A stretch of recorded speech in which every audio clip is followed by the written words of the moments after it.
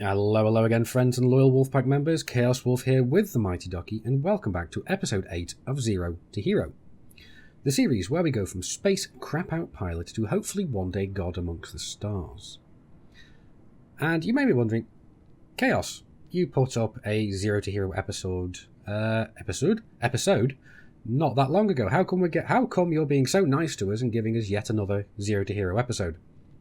Well, the reason for that, dear Wolfpack members, is the fact that the war in Orongo is going very, very well. We are still at war, as you can see over here. We are still at war in the system, but we have gone up a hell of a lot of influence. We are now at 76% influence. We are still at war in current state, but we are also pending boom and expansion. So this is very good news. So what we're planning to do is hopefully try and go straight from boom into expansion. So not from boom, straight from war into expansion. We're going to try and skip out the boom completely. Now, basically what a boom state is that our faction has a lot of money in its pockets right now. And they're just basically going to be showing it off, going, look, we've got lots of money, we don't want to do anything else like expanding. Why would we want to expand? It doesn't matter that I'm the dictator here in the Wolves of Jonai. I don't get a say in the matter. Ow. Sorry, just hit my desk. But what we want to do is basically just reduce the amount, reduce the money pool of the Wolves a little bit at the moment. And basically, due to the last one of A-Train Amix op orders, we're basically going to be going and buying stuff from outside the system and selling it into Pribilov port, so our main port over in Jonai. Basically, at the moment, some of the Wolfpack are making very nice profits, actually trading palladium from Tetanang over to, basically taking it from Tetanang, the old system that we were backing back in the day, over to Jonai. It's only about a 30 light year jump, or round about that, but it's doing very well. So we're going to be doing a little bit of that later today.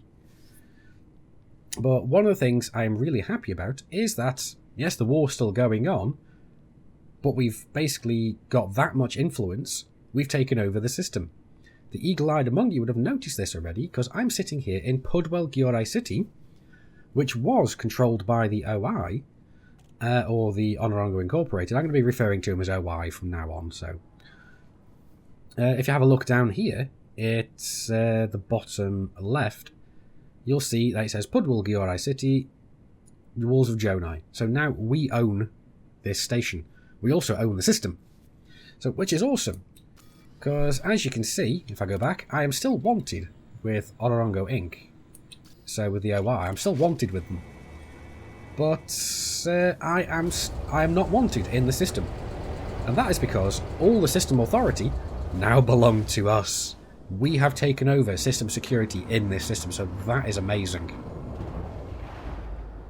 And just a little while ago, we tried doing this before and failed horribly. Well, not horribly, but we did fail. And that was mainly because we didn't understand the background sim in the game as much. But now that we've got players such as A-Train and everybody else working together, well, look at that, it's our new little station. Yep. Now that we basically have a lot of commanders working together, we are managing to make strides where we weren't able to previously. So that is absolutely amazing, and I've just got to say a big, big thank you to every member of the Wolfpack for doing this. So thank you so much for your efforts here. And look, there we go, System Defence Forces, Wolves of Jonai. So that's two systems we now own. But like we said, we want to go and reduce the influence. Oh, who's this? Oh, it's Commander Traxxas. Hello, Commander. Flight assist off. Obviously, he's been doing some more combat for us, so that's awesome. But like I said, what we want to go and do is we want to go and basically get rid of the boom status, hopefully. We don't know if that's at all possible, but we want to try and do that before the state sets in. So what we're going to go and do is I'm going to go and have a look for another ship. I'm basically going to go and sell off this Vulture. because it serves this purpose at the moment. And I'm going to be going back to an ASP. I'm going to be setting up for some kind of combat trade kind of thing. So that's what we're going to go and do. So I'll see you guys in a minute once I find my ship. Okay, so we found a system that actually does sell the ASP Explorer, and funnily enough, I'm back in Pribilov Port in Jonai. So that's great. The main issue is I'm not sure that this system has the best of outfitters. So I may have to go and flit around a little bit trying to find some equipment I want. But oh well, let's go and first of all have a look in the outfitting department.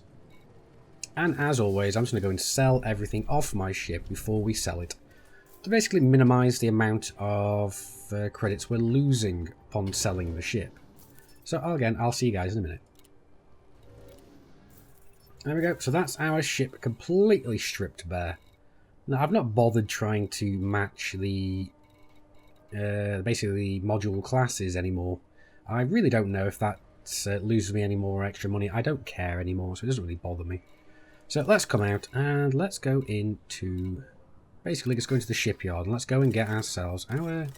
I'd say our new Sidewinder. Not a Sidewinder. The ASP Explorer. So we're going to go and buy that now. And sell off the old ship. It's because we're selling it for 4,200,000. Well, 262,000 I should say. But that's basically a big chunk knocked off the original price of how much we originally paid for that ship.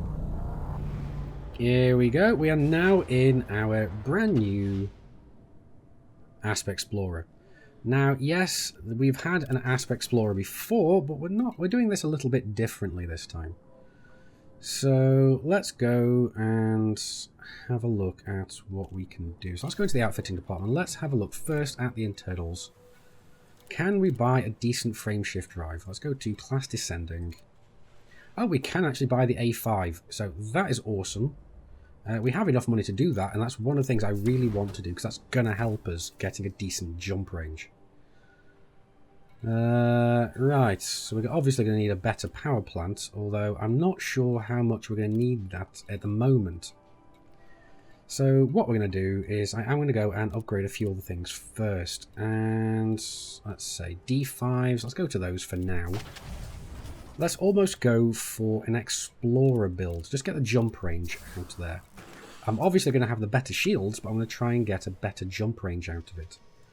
So power distributor, we obviously want the best. Sensors, I'm going to go for the Ds again, just because we want the maximum jump range we can get. Let's see, fuel tank we've got, cargo racks, blah blah blah. Where's our shield generator? There it is. We have a class 5 shield generator, but I'm going to swap that up here, because I like to keep our shield generator up the top. But this time I'm going to try and go for some biweaves. I don't know how good that's going to be, but if we're not going into conflict zones and we're only doing a bit of light combat, that should be enough. Because I would like to be able to get them coming back again, but we are going to go and have some chaff as well to kind of help supplement the shields. Let's go for some cargo racks. Okay, so this is pretty much now set up with nothing but cargo racks and our one biweave shield generator. Now, I'm not sure if we're going to keep this biweave shield generator or if we're going to swap something out, maybe for a smaller shield generator. I'm not sure. I mean, to be perfectly honest, I might actually be tempted to swap this out for a cargo rack up here and go for an A5 standard shield generator. You know, I think I might actually go and do that, but let's go and first find out how much a standard shield generator actually is. Here we go. We can buy ourselves an A5 shield generator for 5.1 million. Now I'm tempted to do that instead. I'm just going to go quickly check something. Okay, so I've just gone and checked on Coriolis, and the A5 shield generator is actually stronger than the Class 6 biweave shields. The biweave shields are 192 megajoules of power, whilst this one here is actually 208 megajoules. It's not a lot in it, to be perfectly honest. It's about It's about 16 megajoules. So let's go and put in a class 6 cargo rack. So here we go, another 64 tons. So that's going to give us 96 tons of cargo. So that's much better. We're getting stronger shields and better cargo capacity. So I think that is a better way to go. So I think that's what we're going to stick with for the moment. We've got a good power distributor, we've got the best frame shift drive, and that's really all we need. What we need to look at now, though, is the power plant. So we need to have a look at a power plant that is going to power what we need. Let's have a look here. Oh, we need to go and have a look at the weapons as well. So, if we go, this one might actually go and do it. So let's go to an A4 for now. If I need to upgrade it further, I will. But this is great because it's also giving us a bit more jump range. But we've still got a good little whack of power to play with. So let's go and have a look at our hard points. It may be that we need to go and change our power plant after, but we're running low on funds at the moment, so I think we might not want to do that. So what I'm thinking right now is... In fact, I'm actually tempted to just sell off the weapons for the moment, but I think we'll keep them. So let's go and get ourselves some armors. I'm just going to go for 4 small pulse lasers. I'm going to give it a go this way around this time and see how well that works. And so that's all the small pulse lasers and the mediums. I'm going to go for multi-cannons. So basically the same build I usually go for, but this time I'm basically just flipping it around on its head.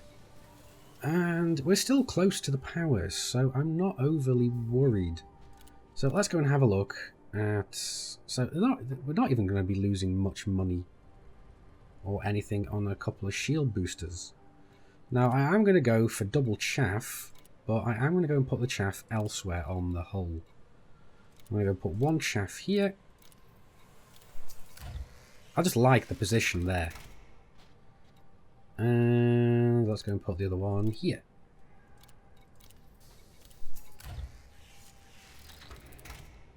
There we go, that's nice. And what else we want? I'm going to go for a kill warrant scanner perhaps, and I don't think we need a heatsink launcher, but we probably will go for a shield booster, just to give us a little bit extra shield strength, and a kill warrant scanner, although I'm never ever ever going to go for an A-rated kill warrant scanner, because I just do not see the point in them. That puts us a tad overpowered, but that's perfectly fine. And we've still got a good healthy amount of money, so that we don't need to stress about basically any rebuys. So we've still got a good jump range of 30 light years, but 30.01. And the last thing we need to go and do now is go and put our livery on here. And the best thing about this is we've now been promoted to competent, so that is awesome. So and let's go and put our EGX crosses on there, because I do like those. Those are some of my favourite designs on the ship. They're nice and simple. And then let's go and put our bobblehead in. There we go. And then we just need to go and put the paint job in. Now I have gone and gotten Ducky a new paint job, and yes, that's right, we're sticking with the orange synth, because I really do like those orange yellow wings mixed with the black. I'm going to stick with that because I really do like this. And all we need to do now is go over and set up our fire groups. Okay, so that's that. It's a second fire group for the kill warrant scanner. And that's awesome. We don't actually have a frameshift drive interdictor, but we're not going to be mainly focusing on combat at the moment, so that's not the biggest of issues. But we do need to come over here and make sure that our power priorities are set correctly. Now what I like to do is set all my weapons and shields and so on. Oh, no, that meant to be 3. Life support 1, kill warrant scanner set to 2, and all the pulse lasers set to 2. There we go, that should be enough. Chaff launchers need to be set on 1, and that should be great. That's all we need. Now, I've said previously why I have 3 priority groups, And that's mainly because priority group 1 is what you need when shit has hit the fan and you need to run away. Priority group 2 is what you need for combat, so basically pre-fan crap hitting stuff. And then priority 3 is things that you don't need in combat. So like fuel scoops and so on and so forth. I mean, we will be fitting a fuel scoop to this ship later on, but we don't need it now. So priority group 3 is for cargo hatches, fuel scoops, frameshift drive interdictors, docking computers, so on and so forth. So when you pull your weapons out, those things will shut off. Priority group 2 is when you've got your weapons out, you can still use all those. Priority group 1 is when you've had your power plant taken down to 0 and you haven't detonated. If you haven't detonated, you can still get away. So it's going to be your thrusters, your frameshift drive, and your life support and sensors and so on. So that's pretty much all you need. But anyway, that's enough for that. Let's go and have a look out at what we want to go and do. Now what I'm planning to do is bring some goods into Jonai so that we can go and basically reduce the boom state in Jonai, because that's what we're planning at the moment. And yes, this is pretty much basically a cross between a Zero to Hero episode and a call to action. So this is what we need to do at present. We need to go over to Tetanang, and where I'm going to be going is into our the Wolfpack's old home base of Dalton Orbital. So this is where we're coming. Let's have a look. Yep, there's the Independence of Tetanang. Oh, that brings back memories.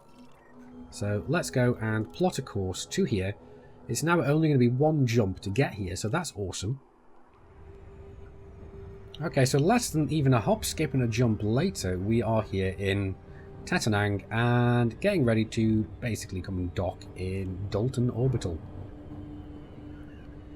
Now, I know I've previously said that I wouldn't be doing any trading with Ducky, but this is a special thing. And at the end of the day, I don't expect me to follow all of my rules, because rules are there to be bent, if not broken. So here we are, dropping in. I always do find it interesting just looking at certain stations, especially if they're just a slight different colour. Just like this one here, because this one just looks a bit more of a bronzy colour. The red lights do give it a lot more of a different look as well.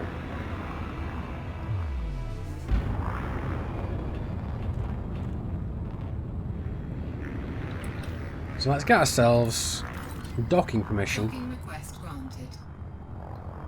And let's get ourselves inside. Although I am noticing something about this asp at the moment, and that is that we're not changing direction as well or as fast as I would like to.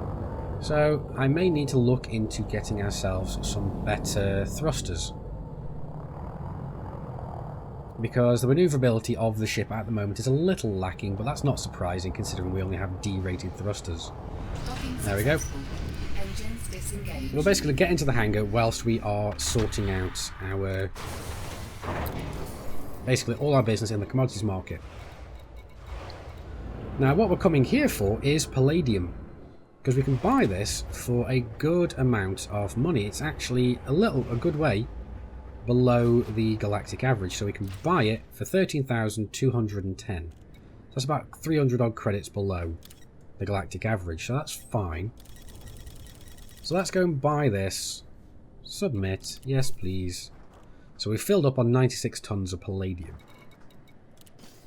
And what we're going to go and do is have a look in the outfitting department and double check that I haven't accidentally downgraded my thrusters. No, I haven't. Class descending. Can I? Oh no, Tetanang doesn't actually sell anything above a class 3. But then again, this system has pretty much gone bump ever since basically us and Commander Blip were pushing this system. We were doing that. We had some marginal success. We managed to get the Independence of Tetanang into 3 systems, which is a feat we're hoping, well, planning to exceed with the Wolves of Jonai. So that's awesome. And pretty much all we need to do now is just go straight back to Jonai. So I'm just wondering, can I just target it directly from here? I should be able to, but I can't because it's over 20 light years away. And the contacts panel only shows you so many. And if there's a lot of systems in range, it'll actually show you the ones that are closer first before the ones that are further out. So we'll go into the galaxy map. We should be able to see Jonai almost straight away. Where are we? Bieltan is down here. There's Jonai. Now you can just type it in up the top, but I always like the challenge of trying to find the system myself. Let's go actually and target Pribilov Port as well, because I don't want to have to go and target the station whilst I am in the station, in the system even, after jumping in. So I always do prefer to target to a specific point in a system if I can, especially if that specific point is a station. Engines disengaged. Okay, so just docking back at Pribilov now, we can go back into the commodities market and basically just go and sell what we've got now. So let's go and see how much profit we make at the present. So, no, that's not the one I wanted. I want this one. So, profit per ton of over 1,000 credits per ton. So that's not bad at all. So for a full cargo hold, that's going to be giving us over 100,000 credits worth of profit. Now those profits are not amazing by any stretch of the imagination, but they are certainly going to be helping to lower the amount of money into the system. So what we're not doing is buying anything here and taking it anywhere else. So we're pretty much just going to Tetanang, buying palladium and just flogging it all off here. If the prices on palladium go low, however, we can always try on the other metals like gold and so on. I'm still pretty sure you can buy gold over in Tetanang. I completely forgot to check whilst I was there. But that's pretty much what we're going to go and do. Another thing you can go and do as well is go and do mining. There is a great system over called HIP 93377. And pretty much that's going to be our next stop. You can actually see it here. HIP 93377. So that's where we're going to go, because the reason being is this is the system we want to try and aim our expansion efforts over in. So that's where we're going to go and head over to now. So if we look over at the navigation panel, it should only be about 10 light years away. There it is. So we'll lock the destination and we'll go and launch. So once we get over there, we're going to go and have a look at what is in the system. Alrighty, so here we are in HIP 93377.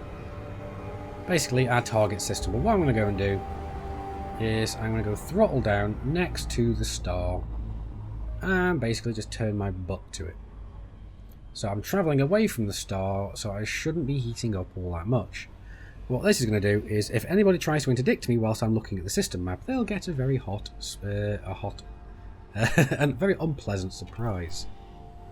Because we know the AI here, they may be dirty stinking cheaters, but they're not that clever to capitalise on it at times. So here we are. This is the system we wanted to come into. We have one major Coriolis point, which is Koi Gateway. Now this does have a very, very nice outfitting department. In fact, let's actually go and have a look up here. It's got a black market, outfitters and so on. The black market we're not too worried about, because black markets really do hurt the system. So we're not going to be doing any large scale smuggling. Using little bits every so often to just get rid of little bits of cargo that you can't get rid of any other way is fine. But we're not going to be making big operations out of it. Now, where are we? Is it this one here? No, it's Rocky... Metal Rich, Metallic. Here we go. This is the one we wanted. So basically, HIP 4, basically this the fourth planet in the system. I'm pretty sure this one has... No, it's not number 6, it is planet 4. It has pristine metallic rings, which are some of the rarest rings in the game. So if you want to come mining, you can quite happily come and mine in this around this gas giant here. So that is awesome. We've also got some metal-rich rings. There's a bunch of rocky and icy rings. There's another metal-rich one here as well. So there's going to be no shortage of res sites, mining sites, everything in here. Now, I don't know what type of nav beacon we have here, because over in Onorongo, the system that we've just taken over, we have a compromised nav beacon, which apparently, according to a bunch of players, is the best place to go and up your combat rank. So I might have to go and try that out on my main account after I have basically got myself to Elite in Exploration. But we do also have a couple of other places here. We have this one. Who's this run by? This is the Blue Brotherhood, and that's the Blue Brotherhood as well. Who are you owned by? They're all owned by the Blue Brotherhood, so pretty much trying to take control of this system is going to be a bit more awkward. It may actually require several wars in this system to make sure that we take control of all the spaceports. And not only that, but we have planetary bases as well. So, who's this? Who are you owned by? That's the Defense Forces. Okay, alright.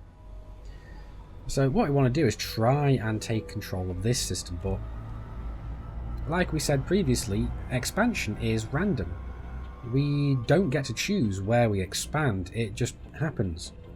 There is a way of increasing the likelihood of expanding into a certain system, and that's pretty much by reducing the overall security of the system.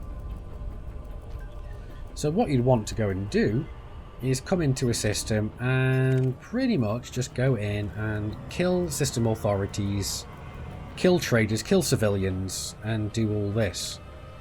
Now, it does seem that because it looks like a controlling faction in here is an anarchy faction perhaps. So everything here counts as lawless, so I don't know if that's actually even going to be a possibility. I don't even know if there are any system security in the system, because everything's counting as lawless, so that might prove a little bit awkward to do. But oh well, we're being interdicted. You know what, let's throttle down. Although we were facing the wrong way, it doesn't really matter. I'm not overtly worried, but it gives us a chance to test out our ship. So, hello, let's go and see how well the weapon capacitors work. Now, the weapons capacitor charge doesn't go down as fast as I was expecting it to.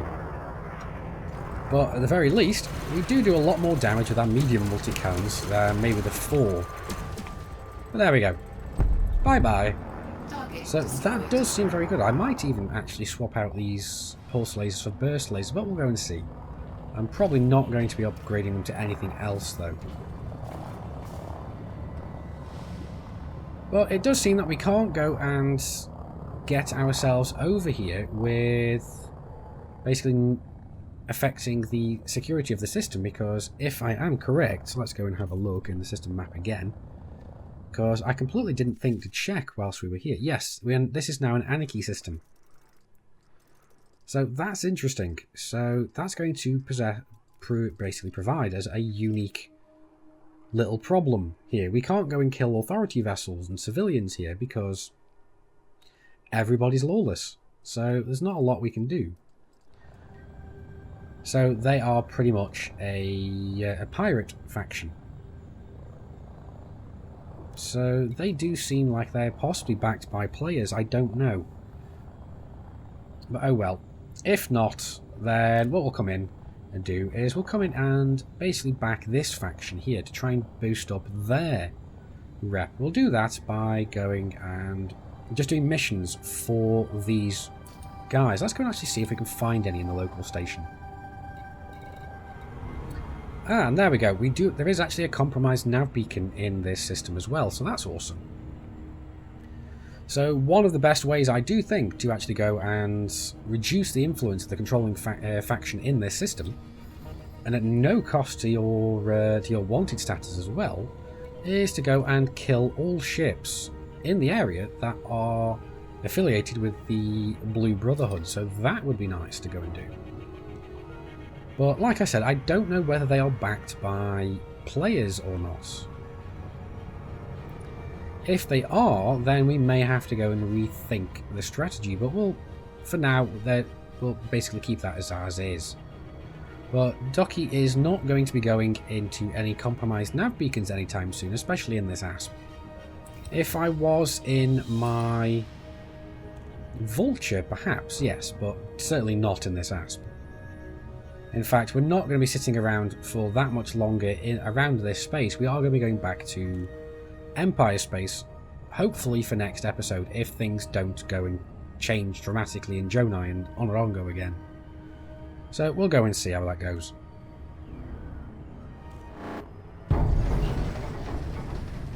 Well, looks like we're being interdicted by another ship, so let's just go and submit, because this is a federal drop ship, and I'm going to test my ship out against that one.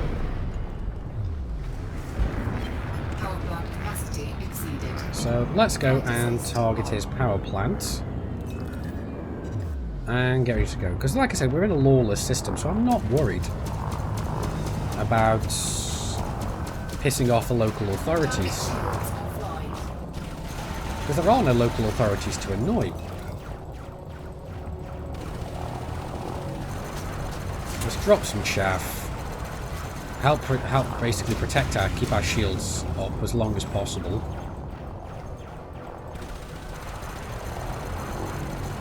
I'm going to just try and take this guy's armour down, or peck him down.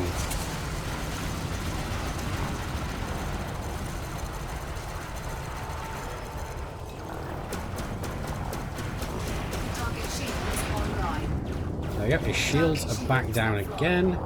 But yeah, I do feel the need to have more, basically better thrusters.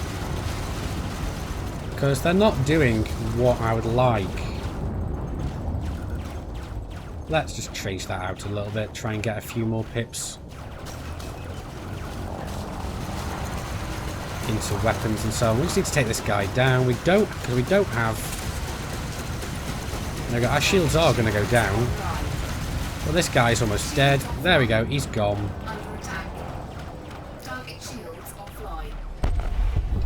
There we go. We don't get any bounty for it. Any bounty vouchers, so I'm not overly worried. Because like I said, this is an anarchy system. I could have scanned him, I suppose, but I didn't think about it at the time. Oh well.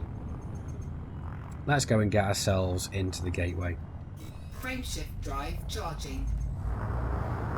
Yep, this ship definitely takes a long time to slow down, so we definitely need to go and have a look at upgrading these thrusters. Landing gear deployed.